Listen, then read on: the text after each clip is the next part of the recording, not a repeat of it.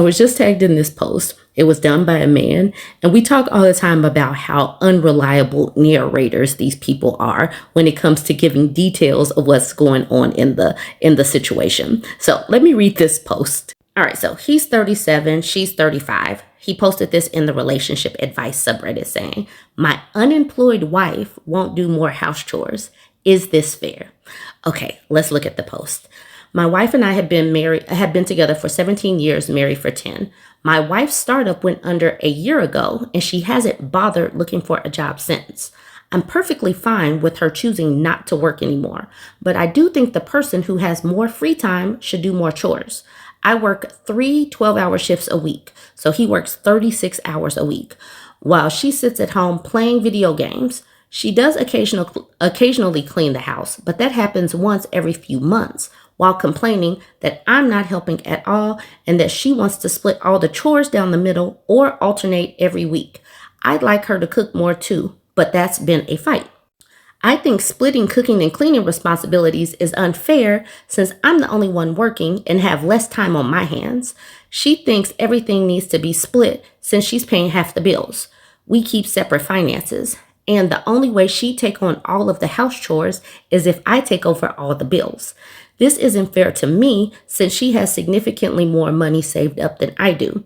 It doesn't make sense to me that I should pay all the bills.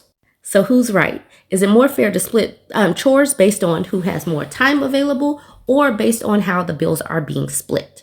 And I'm not even going to editorialize it because more information starts coming out in the comment section. This is where I was tagged in. Okay, Rad Lack Pock says, "I love his concept of fairness. It's okay for his wife to go 50-50 on bills, but it's not fair for them to share the chores 50-50 too." And so this is the reason why when we have these conversations about 50-50, it's never actually fair. But if she's paying half of the bills and y'all both live in the same house, then yeah, you should also be doing half of the chores as well, that you live there. So that's part of your responsibility. And I don't know why this woman is burnt out and why she's not looking for a job, but she's still taking care of her bills. So even if she were living on her own, this would be how she's living. But how would you be living? You would now be paying 100% of your bills and doing 100% of your chores. So, I think that this man should be picking his battles a little bit more. But let's look at more of the comments. Okay, so Lolita AI says, "If she still has to pay half the bills, then she can do half of the housework and you can do the other half. You want her to be a housewife and pay half of the bills. Laughing my effing butt off. F that." And then Anna Banana Berry says, "He also conveniently left out," and I did click that. "He also conveniently left out that she is currently recovering from burnout caused by the high demand nature of IT startups and the use of uppers that frequently accompanies such high demand professions. He never felt the need to voice his concern about her narcotics use when she was working, listen to this, 60 hours a week to bring in the big bucks, paying off his debt and going on cleaning binges during her downtime. But now that she's no longer in that role and no longer using substances, he's concerned. He clearly cares for her very much." Sarcasm. So at one point, she was working 60 hours a week. He was still probably working the 36. But I highly doubt that meant that he felt compelled to clean more. Like I said, you start to learn more in the comments because they don't put all of this stuff in their post. You have to pull this information out. Claudson Cloud says, "Sis needs to get rid of the dead weight in her life pronto." All right, let's click the hyperlink. Okay, so Winter Apartment says, "Info. How much more chores were you doing when she most likely worked insane hours in her previous startups? If you did 80%, then she's a bit of a jerk. If you still did around 50%, you are a jerk."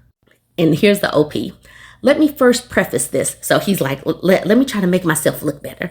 "Let me first preface this answer first by saying I'm an easygoing guy and I generally leave her to her own vices. She used to work 60-hour weeks, but would go on deep cleaning sessions of the house and cooked a lot. She barely slept during this time. I'm pretty sure she was always on something. I'm not going to treat her like a child, so I never bothered confronting her about it. And I never once asked her to do any of that. She eventually burned herself out, which is why I have no problem with her not working anymore. But it's been a year of her doing nothing, so I think it's fair of me to ask her to start picking up the house chores again.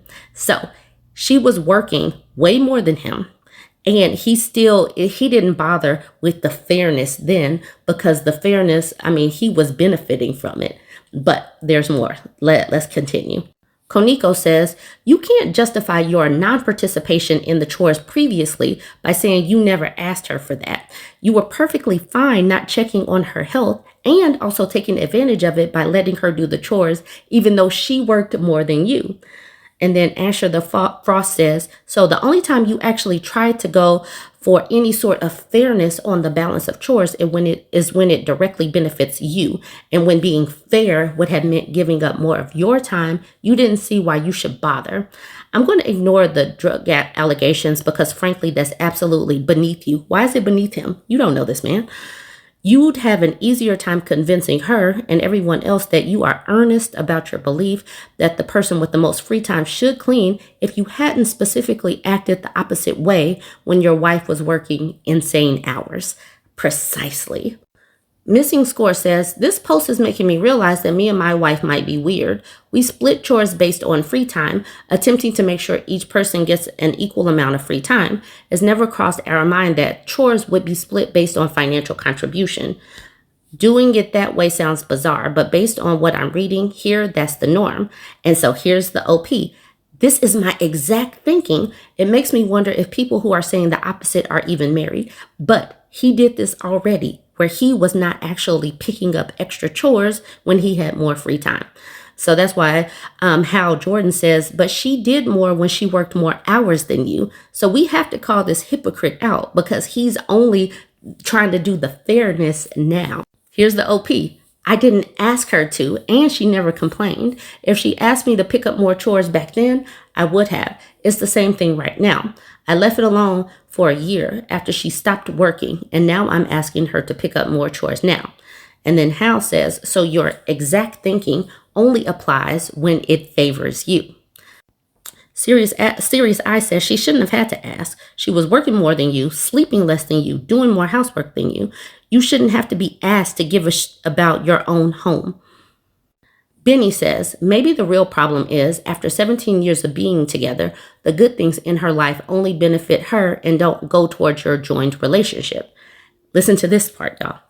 The OP says, to be frank, she did pay off my student loans and my car loan. This woman is a sugar mama. She also bought our house. She's pretty frugal, so even though she came into a bunch of cash, her standard of living isn't above mine. Anyways, this isn't causing a fight between us. It's just a conversation we had, and I wanted to see what the consensus was on how to split the chores. So this dude, he has it good, and now he wants to complain. She paid off his student loans, paid off his car loan, and she bought the house that they're living in. That means that he has this money free because of her. Instead of complaining, he literally should just spend his money and get a housekeeper. Like literally. What? Can you imagine? I can't imagine this level of entitlement. C Lead says, oh, come on, OP. I just wrote a comment defending you, and then you drop this info in the comments. That's because they don't put all of the information in the post that would make them look bad. He knew that if he said that she paid off his student loans, his car, and bought the house, that he would look bad talking about these chores. He just needs to pay for a weekly house cleaner and stop messing with this woman. And that's what he says. What are even your major expenses if your housing, transportation, and student loans are paid off? So even as people are confronting him about all of the stuff that he's left out, he's like, how does that change what happened in the past? How the chores should be split now? We got married 10 years ago. She paid off all my loans I had been paying for monthly up until then. I never asked her to. She just likes being debt free. So She just wanted to do all the extra cleaning. She just wanted to pay off my stuff. Now she wants to rest. So let this woman rest. All right, y'all. I thought that this was hilarious because it's just another example with them burying the information so that they don't look so bad. But this dude, he has it good, and now he wants to blow up his own spot. Join the conversation. Let me know what you think about this one. Don't forget to like, comment, and share. I was tagged in this post a couple of times because people know me and they know that this goes perfectly with many of the things that I say, like let the birth rate plummet to hell and this male loneliness epidemic. It needs to be a pandemic. Make them lonelier. Just the title alone. Am I the a-hole for giving my husband the silent treatment after he told me my post-birth body turns him off? Many of these people do not deserve children. They don't deserve good relationships. They don't deserve good things. But let's look at the post. I just had my first child about 2 months ago. She is 2 months postpartum in writing this. We did as the doctor told us and didn't engage in any sexual activity until the 6-week period. The first time I was mostly covered and it was great. Nothing to complain about. The second time, my husband, before anything happened, told me it would be better for me to wear a shirt during, like the last time. I was immediately defensive and I asked him why, and he told me it was because my post-birth tummy is uncomfortable to look at and it would turn him off. Let's just say he slept on the couch that night and I haven't been talking to him. I still can't believe he said something like that to me and I just had his child. All the pain and struggle I went to just to be told the aftermath of it is a turnoff. I don't even want my husband touching me now, and I feel insecure about my body after giving birth now. Should I stop ignoring him or continue giving him the cold shoulder? The way I want to shadow box this man, like society wants us to have children, but we have to take on all of the expenses. We have to take on all the sleep deprivation. Our bodies change. And like literally 2 months after giving birth, your hormones aren't the same. Nothing has back where it's supposed to be. The rage I feel just reading that, it is so enormous. And this is why I wish for them to have the absolute worst. This is one of the comments where I was tagged in. Art of Raina V says, yikes, husbands are so ungrateful and have no idea how much women's bodies change and go through trauma to literally birth a child, building a child, having that baby grow and then like suck all of your nutrients and your hormones and your food and sometimes the calcium from your bones and your teeth. And then you pop out this human, you have done some miraculous work. And you're like looking back, you're exhausted. And then this is the thanks that you get. I am literally floored. Fall Guy says, tell him that his ugly comment turned you off from being intimate with him. I chunned mine whole says, exactly, no silent treatment. Let him have it. Tell him how this comment is a turn off for you and how much you can't even look at him. Puzzle-headed ad says, having come out of a nasty separation after the breakdown of my 42-year marriage, I would advise you to find a way to communicate your displeasure by asking him open questions like, how do you think I felt when you said this? What were your expectations of how my body will respond to the stretching, etc.? How many women do you know who show no evidence of giving birth? Explain to me how shallow you think your statement is. Okay, bro says, I'm due any day now. I'd never let my husband touch me again if he had the nerve to say something like that. Go jerk off and file for divorce, buddy. Here's the OP saying, I hope your pregnancy and birth goes smoothly. Also, yeah, even his touch makes me angry. And Andromeda says, he is actually touching you after all that? And she says, sometimes yes. Lasami says, oh, hell no. You simply shut him down any and every time he tries to touch you, unless, of course, you want it. That is not okay. And then here's the OP saying, I'm sorry, I should have been more specific. It is not intimacy. We haven't had sex since he said that to me. He tries to rub my back and cuddle at night. So he's trying to initiate something after he said that. Does he even know he did anything wrong? I don't know. But There has already been an update. Okay, so here's the update. She says, so after I've seen many comments telling me silent treatment and ignoring your spouse is a form of abuse, I decided it is a better option to finally have a proper conversation about what he said to me the other night. I told him how it offended me and upset me that he feels that way towards my body after I'd just given birth not that long ago. He told me that he knows it's messed up, but he can't help it, what turns him on. I should have described my body a little in my first post. I have the same frame as before pregnancy, but my stomach has a little pouch now, which I need to work off, but I haven't had time to be on a strict diet and exercise while taking care of a newborn. We kind of argued over this, and he told me that he's just not used to seeing my body that way, and even seeing me pregnant was something that he had to get used to as well, but he did like seeing me that way. The conversation really didn't go anywhere productive, but we've been talking a little more. I'm still mad and offended by what he said and that he hasn't formally apologized for hurting my feelings, even if it is just his opinion. I'm not trying to force him to be turned on by something he's simply just not into, but if I had never asked him why he wanted me to cover up so bad, he would have kept me cluelessly covering my body during sex so he could still get pleasure without feeling uncomfortable by my body. How wretched is that? This is a wretched person. I don't think it's fair to expect me to allow myself to be disrespected in that way for those comments telling me to get over myself. I'm allowing my body to recover from birth.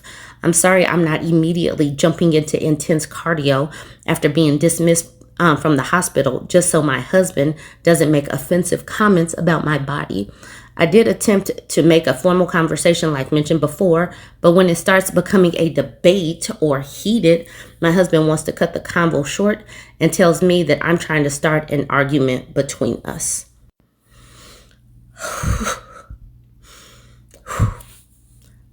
Don't have any more kids with a person like this. This person does not deserve anything else. This person, like she said, he's getting pleasure from her body while being disgusted by her body. And women have to go through too much to build a baby and go through labor, and our lives could literally end doing this whole process. And I'm truly disgusted by this. Swirl says, as someone who has diastasis recti from pregnancy, my stomach will always be incredibly effed up. It protrudes a bit. There's the apron overhang and is covered in stretch marks and wrinkly loose skin. It will never be flat or attractive from the gym. I will need surgery.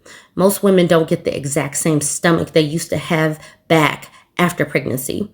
My ex-husband also didn't love my postpartum body. We had a dead bedroom. I just want to say, as much as I hated my stomach, many men I've been with since my divorce either were indifferent to it or liked it. I have no negative comments about my stomach since I left my ex.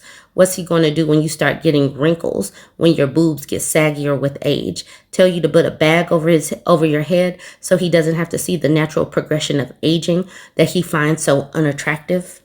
I've told myself I will never be with someone ever again whose attraction is so fickle. I will never again be with someone who has such a narrow view of beauty and attraction that one normal change in my body or general appearance makes them no longer attracted to me. And thankfully, I've learned most people aren't like that. And the ones who are kind of corn rotted. You're not the a-hole, and I'm sorry you're going through this. This isn't a problem with you. It's a problem with him. So she is in the comments giving additional information. I'm not going to go through all of her comments, but Sephora Rockstyle said, OP, how old are each of you? I don't see that in the original post. So she's 26, he's 29. She said that they are Middle Eastern and that he is a gym freak. So that is all that the rest of the information that she left off. I don't know how all of this will play out, but he probably really does feel, rooted in his opinion. Like, this is how I feel. I'm not going to change it. And so now that she has this information, what is she going to do with it? Is she going to stay with somebody that is repulsed by her body or not? One thing for sure, I hope that she does not take her body through pregnancy and all of that again with this man. Join the conversation. Let me know what you think. Don't forget to like, comment, and share. This post may be triggering, but I think it's important to do this type of post so you can see an example of how some women are made out to be crazy after they react to emotional abuse or some kind of abuse, and it was caught on video, and then they could say, see, she's the crazy one. I need y'all to be able to see this, but do know and understand that there are some examples of abuse in this post. And like I said, I'm just giving that trigger warning up front. I was sent this post. It's in the Autism in Women subreddit. She titled it, "Husband Caused a Meltdown," and recorded it, threatening to divorce me. She says, "He reacted in a way where I got overstimulated and I left the main part of the house to go to the bedroom to calm down, take nightly meds, go to bed. He followed me. I told him over and over to get out. He said no. It got to the point I was screaming, 'Get out.' He said no, not till I stopped yelling. I still, not calmly, but much quieter, said, 'Get the F out.' He said no. I said something about not wanting to hit him again. Prior meltdown, he egged on, so he needed to leave. He wasn't respecting my boundary. I said I needed to be left alone. He started recording. He tried to get me to admit on video I was threatening physical violence. I said, no, get out, get out, get out. He refused. He said if I ever touched him again, he would divorce me. Like, yes, I get that, but he doesn't understand that out of my entire 32 years, that all meltdowns happened after we moved in together about 9 months ago, and only escalated when he refused to stop doing something I kept telling him to stop doing. Like he would look me straight in the face and say, no, I'm not going to, whatever, and then tell me to calm down. Today, when I started yelling, 'Get out,' he tried to hug me, and I had to hold my arm out saying no. He refused to stop trying to hug me. I can't remember why he did stop, but he didn't leave. I know at that point I told him I was overstimulated and needed to be left alone. And just today, I was telling my therapist I thought things were really going better. So I wanted to come back up to this part where she says she's 32 years old and she has not had any of these kinds of meltdowns. They've only been living together for 9 months, and it's only escalated when he's refused to stop doing something I kept telling him to stop doing. So she's creating a boundary. He's disrespecting that boundary. He's pushing past that boundary and causing her to be overstimulated and melt down. This is not going to get better. He is pushing her buttons. I don't understand why these people get married just to why? They haven't even been living together for a year, and he's causing her immense emotional distress. I really hope that these people do not have any kids. I hope that she's seeing all of these comments that are telling her what this really is. This is not healthy. Mrs. KMH says it's called reactive abuse, FYI, when they push you into a big reaction and then act like you're awful for it. You're the problem. See, she's crazy. See, she gets all hysterical over nothing. I only told her that I wanted a hug, and then she flipped out on me and she started hitting me. This is what they do. This is the reason why we talk about these things, so you can have the terms for it, so you can see it. And even if you haven't experienced it, you can know and understand maybe that woman wasn't crazy. Maybe I had a strong reaction to what I saw, but was she pushed into that? So please know and understand that these people know how to make you look crazy. They know how to make themselves look better and say, look, I am innocent in all this. I just wanted a hug. And oh my gosh, she started yelling at me and cussing at me. They do this on purpose so you look like the crazy person and they look like the innocent victim. That's why Imagine One Day says, thank you for sharing the name for this behavior. Saved Aspie says, all these years, I didn't know this was a thing. I've had this happen to me and now I have a name for it. Thank you. Dang, this story is terrible. Antler Queen of Hearts says, my parents used to do this to me too. Well, my mom and stepdad and my aunt too. It's so unbearable. It's humiliating and enraging. Twice I was physically attacked by my mom and aunt. called the police, and then said I wasn't going to press charges. And both times, my aunt tried to get me charged with something. The first time, it was a weed pipe in my purse. I got a possession charge when I was close to graduating from medical assisting school with straight A's.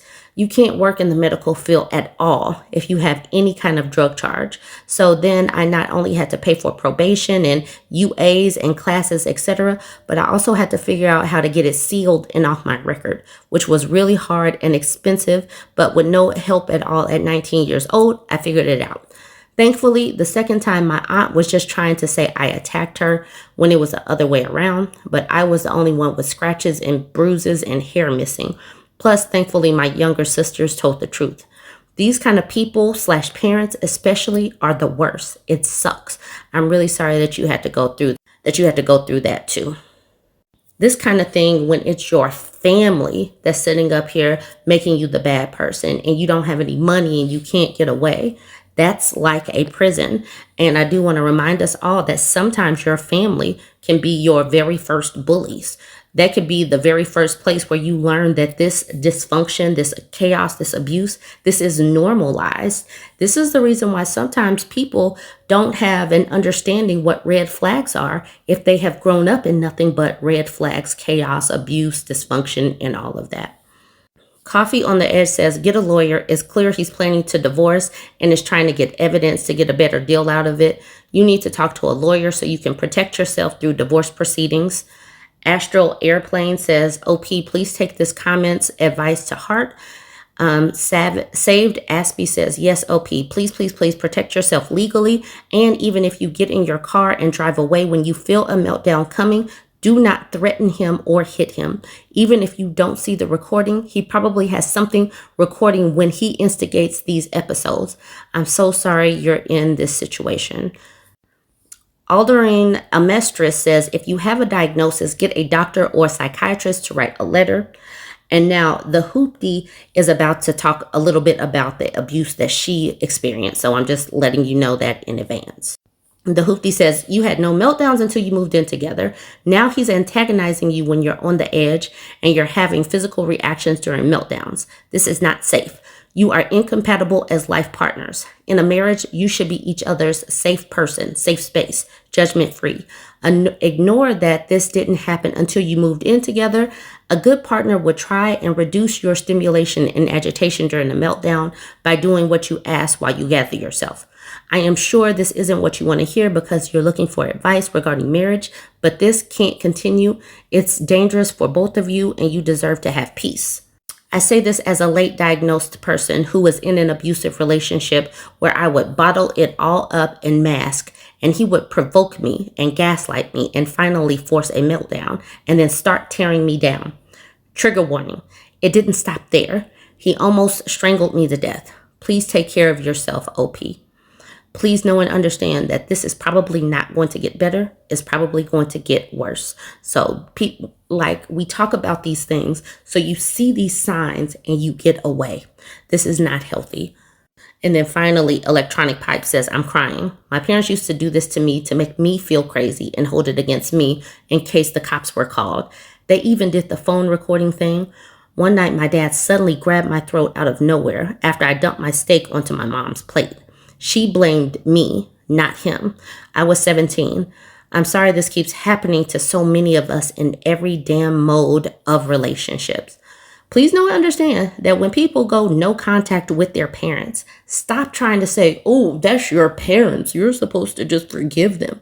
You don't know what they've been through. Sometimes your first bullies are in your childhood home. Sometimes it is your parents. But regardless, nobody that is making you feel unsafe, that has abused you, should have access to you. All right, y'all, join the conversation. I know this was probably a hard one. It's definitely deep, but let's continue to learn from each other. So don't forget to like, comment, and share. Oh, Divas, because I just found out that ICE has a file on me of what to do if you face Michael Foot in court. They're giving it to all their attorneys, all the baby new DHS attorneys. Tips, strategies, what Michael Foot does in court and how to prepare for it. Not me being the main character, not me being that girl, not me being the villain in the story of ICE. That is wild. That is wicked. And also, like, what are these strategies? Like, unless it's tying a Klonop into a string and luring me out of the courtroom, like, you're gonna lose, babe. Like, not me. Like, you know it's bad. You know DHS is in a tight spot when I'm the final boss, an unmedicated homosexual in a cat sweatshirt.